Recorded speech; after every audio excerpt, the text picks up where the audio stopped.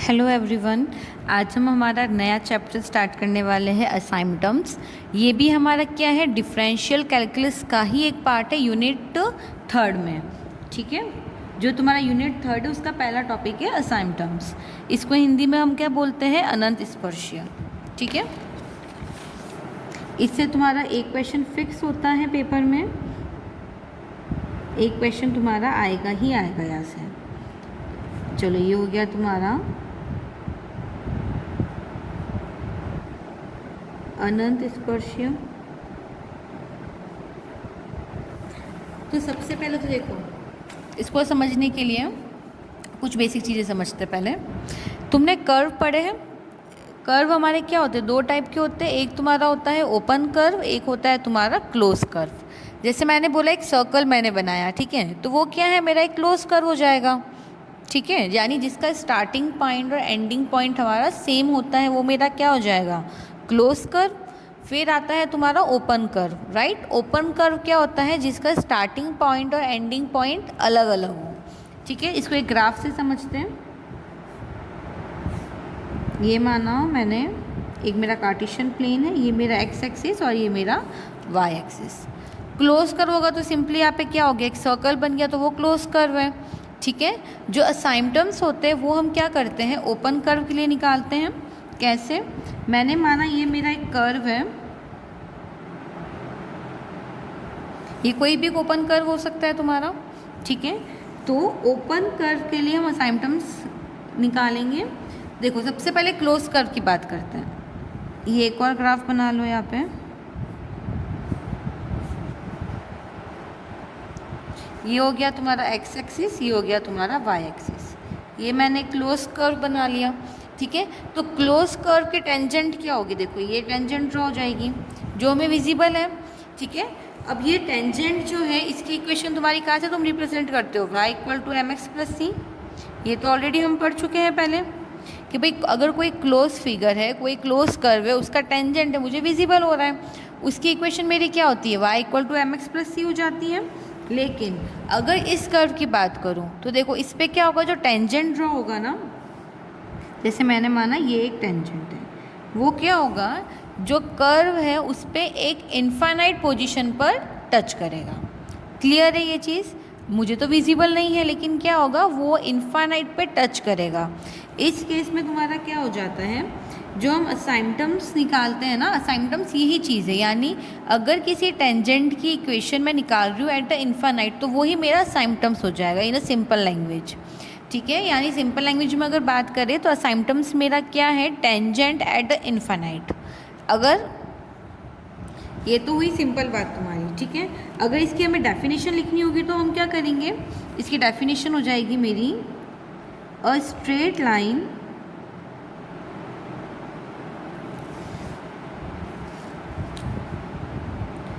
समझने के लिए शॉर्ट में ये समझ लेना कि असाइनमेंट्स मेरे क्या है, असाइनमेंट्स मेरे टेंजेंट लाइन ही है, कंडीशन है कि वो इनफाइनाइट पर है और ओपन कर्व के लिए। ठीक है, इसकी डेफिनेशन देख लो क्या हो जाएगी, a straight line at finite distance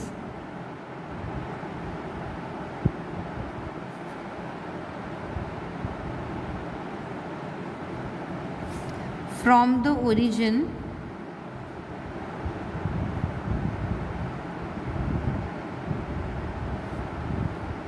to which a tangent to a curve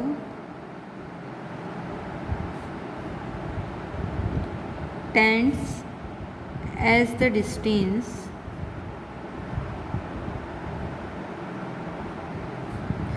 from the origin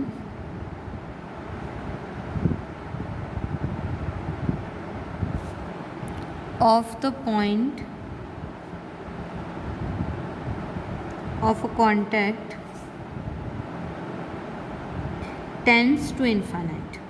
वही बात है जो मैंने अभी बताया था कि एक स्ट्रेट लाइन है ओरिजिन से फाइनाइट डिस्टेंस में, वो क्या कर रहा है, जो कर्व है उसके टेंजेंट को क्या कर रहा है, इनफाइनाइट पे कांटेक्ट कर रहा होगा।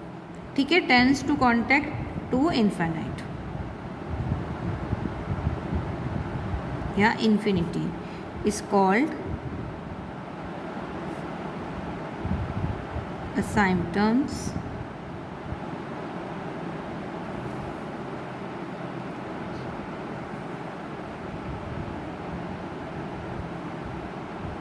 of the curve। ये तो इसकी डेफिनेशन हो गई। अच्छा, एक और चीज़, जो हमारा असाइम्पटम्स है वो भी मेरा क्या है, दो टाइप का, एक है पैरेलल और एक है ऑब्लिक। यानी जो मेरे असाइम्पटम्स हैं वो भी क्या है, दो टाइप के हैं, एक है तुम्हारा पैरेलल, एक है तुम्हारा ऑब्लिक। अगर हमारा असाइम्पटम्स क्या है, पैरेलल नहीं है, यानी हमारी जो गिवन एक्सिस है उसके पैरेलल नहीं है, तो वो तो मेरा क्या हो जाएगा, ऑब्लिक असाइम्पटम्स। यानी मेरा जैसे मान लो ये मेरे एक्सिस है, ठीक है, अगर इन एक्सिस के पैरेलल नहीं जा रहा है मेरा टेंजेंट लाइन, तो वो मेरा क्या हो जाएगा, ऑब्लिक असाइम्पटम्स, ठीक है। और जैसे कि तुम्हारा ये एक स्क्वायर है, इस एक्सिस के पैरेलल तुम्हारी क्या है, ये और ये वाली असाइम्पटम्स निकल रही होगी। तो ऐसे जो पैरेलल असाइम्पटम्स निकलती है ना, वो तो किस में कैटेगराइज हो जाएगी, पैरेलल में, और जो पैरेलल नहीं है तो वो मेरी क्या हो जाएगी, ऑब्लिक। क्लियर है यहाँ तक। उसके अलावा ये देखो, असाइम्पटम्स पे तुम्हारा क्या है, एक तरीके की टेंजेंट लाइन ही है, तो इक्वेशन ऑफ असाइम्पटम्स मेरी क्या हो जाएगी,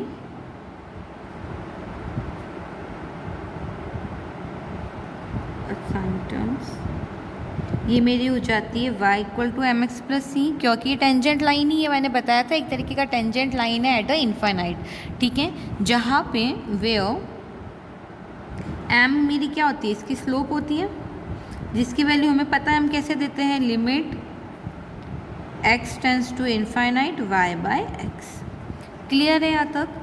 अच्छा, ये तो हो गया इक्वेशन ऑफ असाइम्पटम्स। अब हमें ये भी तो पता होना चाहिए कि कितनी असाइम्पटम्स उस गिवन कर्व की होगी, तभी तो हम लोग फाइंड कर पाएंगे। तो देखो, इसका सिंपल एक स्टेटमेंट है, वो याद कर लेना कि जो हमारा एल्जेब्रिक कर्व है उसकी अगर डिग्री n है तो उसके असाइम्पटम्स n से ज़्यादा नहीं हो सकते हैं।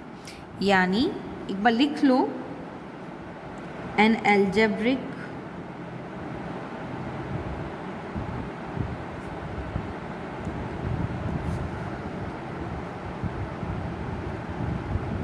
curve of degree n cannot have more than n asymptoms।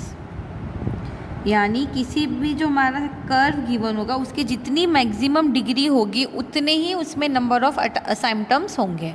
Clear है यहाँ तक। जैसे मैंने बोला एक इक्वेशन है तुम्हारी x³ plus 3x² plus 9x plus 7 equal to 0। मैंने बोला ये तुम्हारी एक इक्वेशन है, ठीक है, x y। चलो, ये एक इक्वेशन है, तो इसके देखो मैक्सिमम डिग्री मेरी क्या है, 3 है। इस इक्वेशन की मैक्सिमम डिग्री 3 है, यानी इस वाली इक्वेशन के लिए मैक्सिमम 3 असाइम्पटम्स होंगे। क्लियर है ये चीज़। अच्छा, एक और चीज़, असाइम्पटम्स निकालने का तरीका क्या है तुम्हारा, एक शॉर्ट में वर्किंग रूल लिख लो, बाकी तो जब हम क्वेश्चन करेंगे तब मैं डिटेल में समझा दूंगी, है ना। एक बार शॉर्ट में इसका वर्किंग रूल लिख लेते हैं। सबसे पहले मैं बात कर रही हूँ पैरेलल वाले का केस की, है ना। तो सबसे पहले ये देख लो, पैरेलल के लिए लिखवा रही हूँ, लिख लेना ब्रैकेट में, that the असाइम्पटम्स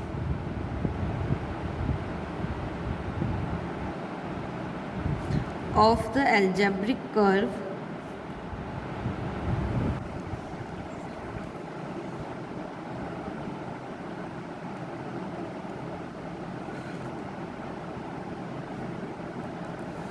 are parallel to the lines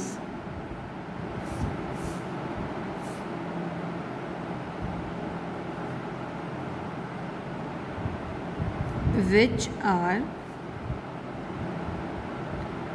obtained by equating the highest degree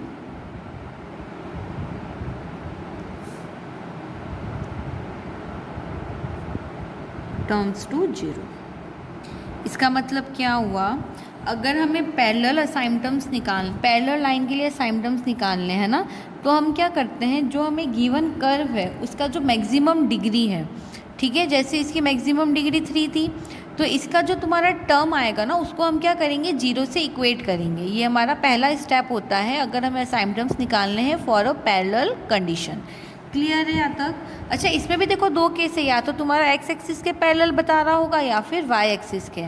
तो देखो केस करके लिख लो इसको, case 1 parallel to X axis. अगर हमें गिवन है कि जो हमारा कर्व है वो क्या है, पैरेलल टू एक्स एक्सिस जा रहा है, ठीक है, इस केस में तुम्हारा क्या हो जाएगा, assignments parallel to X axis, है ना, assignments parallel to X axis. इसके लिए हम क्या करेंगे, assignments parallel to X axis obtain करने के लिए हम क्या करेंगे, जो एक्स का हाईएस्ट पावर है उसके कोफिशिएंट को 0 के इक्वल प्रूव कर लेंगे, ठीक है। Put coefficient of highest X degree equal to 0। यहाँ तक समझ में आया? अगर यही मुझे y के लिए निकालना होगा तो क्या हो जाएगा, y के जो हाईएस्ट कोफिशिएंट वाला जो टर्म है हाईएस्ट y वाले जो डिग्री है उसके कोफिशिएंट को इक्वल टू 0 रख लोगे, है ना। लिख लो यहाँ पे case second parallel to y axis.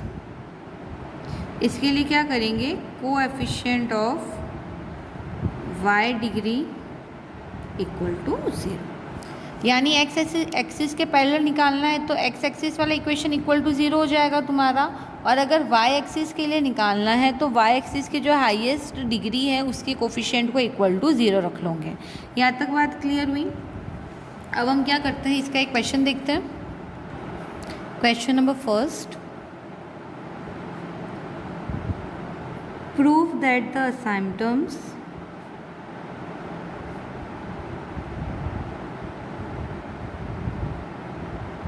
of the following curve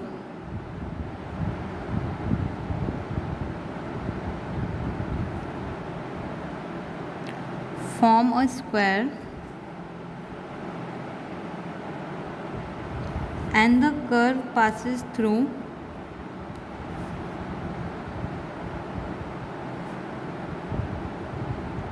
two of its vertex।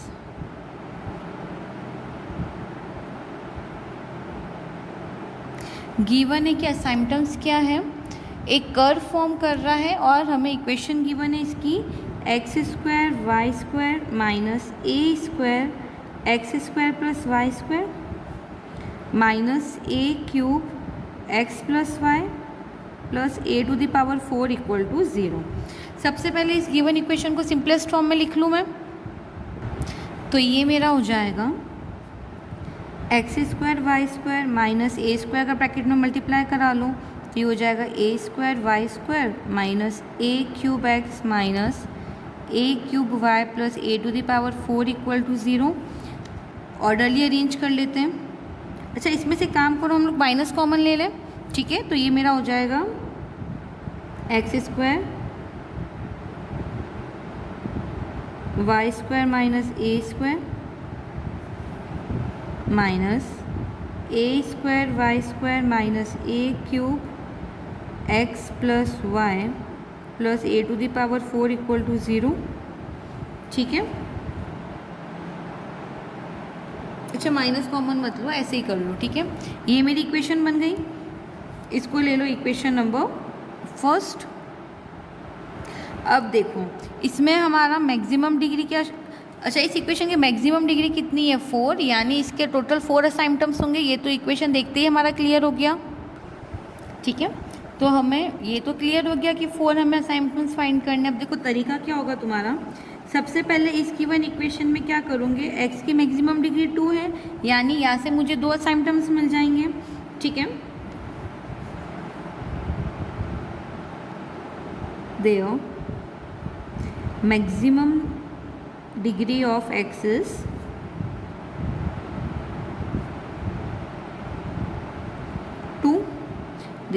मैंने बताया था कि जिसकी मैक्सिमम डिग्री होती है उसका हम क्या करते हैं, जो कोफिशिएंट है उसको इक्वल टू 0 रखते हैं। ये अभी वर्किंग रूल में बताया था मैंने। सो पुट इसका कोफिशिएंट क्या हो जाएगा, Y square minus a square equal to 0, यानी यहाँ से y की वैल्यू हमें क्या मिल जाएगी, प्लस माइनस ए। इसको ले लो इक्वेशन नंबर सेकेंड। अब देखो इसका मतलब क्या हो गया कि x की मैक्सिमम डिग्री है, यानी x के पैरेलल दो हमारे क्या हो जाएंगे, असाइम्पटम्स हो जाएंगे। ये एक बार ग्राफ बना लो, ये हो गया तुम्हारा x एक्सिस और ये हो गया y। तो x एक्सिस के पैरेलल दो हमारे असाइम्पटम्स हो जाएंगे, ये हो गया तुम्हारा y इक्वल टू ए और ये हो जाएगा y इक्वल टू माइनस ए वाली लाइन। क्लियर है यहाँ तक, स्क्वायर फॉर्म कर रहा है, तो ये तुम्हारा हो जाएगा x equal to a, x equal to minus a. यहाँ तक बातें क्लियर हो गई। तो हम क्या करें, y इक्वल टू प्लस ए और माइनस ए के लिए दो असाइम्पटम निकाल लें। ठीक है, तो असाइम्पटम्स मेरे क्या हो जाएंगे, एक हो जाएगा y equal to a, second हो जाएगा y equal to minus a. यहाँ से दो असाइम्पटम्स आ गए, ये क्या है, पैरेलल टू मेरे x एक्सिस हो जाएंगे। अब मैं क्या करूँ, अगेन इक्वेशन नंबर 1 लेंगे। तो देखो अगेन इक्वेशन नंबर 1। अब इसमें मैं क्या करूँ, एक बार एक्स स्क्वायर के लिए इक्वेशन बनाई थी ना, एक बार वाई स्क्वायर बाहर निकाल लो, यानी ये वाली जो इक्वेशन है ना मेरी, इसको ले लो equation number a. Again from equation number a इसको वाई स्क्वायर के फॉर्म में बना लो, तो ये मेरा हो जाएगा वाई स्क्वायर, यानी एक्स स्क्वायर अंदर आ जाएगा, minus a square x square minus a cube x plus Y plus a to the power 4 equal to 0। Again यहाँ पे y की मैक्सिमम डिग्री 2 है, यानी क्या हो जाएंगे, इसके भी y एक्सिस के पैरेलल दो असाइम्पटम्स हो जाएंगे।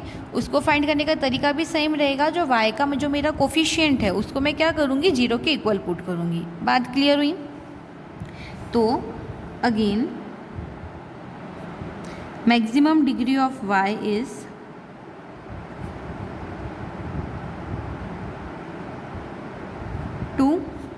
therefore put highest degree coefficient equal to 0। तो देखो ये हो जाएगा मेरा X square minus a square equal to 0। यहाँ से x की वैल्यू प्लस माइनस ए आ जाएगी, यानी दो असाइम्पटम्स मेरे क्या निकल गए, x इक्वल टू ए और x equal to minus a. Clear है, प्लॉट किया हमने, ये क्या कर रहा है, स्क्वायर फॉर्म कर रहा है, यानी मेरे पास देखो अब टोटल 4 असाइम्पटम्स हो गए। एक हो गया y इक्वल टू ए, एक हो गया y equal to minus a. ठीक है, फिर हमारा एक हो गया x इक्वल टू ए और x equal to minus a. और देखो क्वेश्चन के अकॉर्डिंग मैंने पहले ही बताया था कि हम जब इक्वेशन गिवन होती है ना हमें, तो हम क्या करते हैं, इसको देख के बता सकते हैं कि इसके कितने असाइम्पटम्स होंगे। अब देखो इसमें मैक्सिमम डिग्री इस इक्वेशन की क्या थी, मेरी 4 थी, एक्स स्क्वायर वाई स्क्वायर, यानी मैक्सिमम डिग्री 4 हो गई। इसका मतलब इसके 4 असाइम्पटम्स होने हैं। और देखो एक असाइम्पटम हो गया x इक्वल टू ए, एक हो गया x equal to y equal to a and y equal to minus है। एक दो ये हो गए मेरे पास x equal to a, x equal to minus है, यानी इस इक्वेशन के चारों असाइम्पटम्स हमने फाइंड कर लिए। क्लियर है, तो लिख लो इसको। Therefore 4 asymptoms of given curve are x equal to a, x equal to minus a, y equal to a and y equal to minus a। अच्छा, क्वेश्चन में हमें प्रूव क्या करना था कि ये जो असाइम्पटम्स है कर्व के, वो क्या कर रहे हैं, एक स्क्वायर फॉर्म कर रहे हैं। ठीक है, और कर्व क्या हो रहा है, इसके 2 पॉइंट से पास हो रहा है। तो देखो अगर मैं इसको क्या करूं, एक ग्राफ पे प्लॉट कर लिया मैंने। ठीक है, तो देखो मेरे पास कोऑर्डिनेट्स क्या क्या बन जाएंगे, ये कोऑर्डिनेट्स तुम्हारा बन जाएगा a, ठीक है, ये कोऑर्डिनेट मेरा क्या बन जाएगा, -a, a, ये वाला कोऑर्डिनेट बन जाएगा a कॉमा माइनस ए, और ये वाला बन जाएगा तुम्हारा minus a comma A. Clear है यहाँ तक? ये 4 कोऑर्डिनेट बनेंगे तुम्हारे। Therefore these asymptotes form square whose coordinate are, ये जब असाइम्पटम्स हमने ग्राफ पे प्लॉट किए ना, तो देखो ये क्या कर रहा है, एक स्क्वायर ही तो फॉर्म कर रहा है, ठीक है, जिसमें सब पे डिस्टेंस क्या है, इक्वल है। ए डिस्टेंस से सिर्फ डायरेक्शन अपोजिट जा रहा है, यानी हमारा एक स्क्वायर फॉर्म करेगा जिसके कोऑर्डिनेट्स मेरे क्या हो जाएंगे, a comma minus a comma a and minus a comma a. एक सेकेंड, minus a comma minus a, ठीक है। ये चारों हमारे कोऑर्डिनेट के साथ एक स्क्वायर फॉर्म हो गया। अच्छा, हमें ये बताना था कि ये क्या कर रहा है, वर्ग के 2 बिंदुओं से गुजर रहा है। तो देखो ये मेरा क्या कर रहा है, जो असाइम्पटम्स है वर्ग के 2 बिंदुओं पे गुजर रहा है। एक पॉइंट हो जाएगा मेरा माइनस ए कॉमा ए, ठीक है, और एक मेरा हो जाएगा ए कॉमा माइनस ए। यही इसकी टेंजेंट लाइन हो जाएगी, ठीक है। ये कहाँ से पास हो रहा है, and its vertex is minus a comma a and a comma minus a, और यही मुझे क्वेश्चन में प्रूव करना था। सो आई होप असाइम्पटम्स क्या होते हैं, कितने टाइप्स के होते हैं, उसको हम कैसे फाइंड करते हैं, ये समझ में आ गया होगा। इसका फर्स्ट क्वेश्चन जो मैंने कराया वो भी समझ में आ गया होगा। ये मेरा पैरेलल वाला केस था। क्लियर है यहाँ तक? अच्छा, हमें ये भी पढ़ लिया हमने कि असाइम्पटम्स कितने निकालने हैं और कैसे निकालते हैं। इससे रिलेटेड कुछ और क्वेश्चंस है जिसमें थोड़ा सा डिफरेंट कॉन्सेप्ट लगता है, वो मैं तुम्हें कल कराऊंगी। Okay, thank you so much.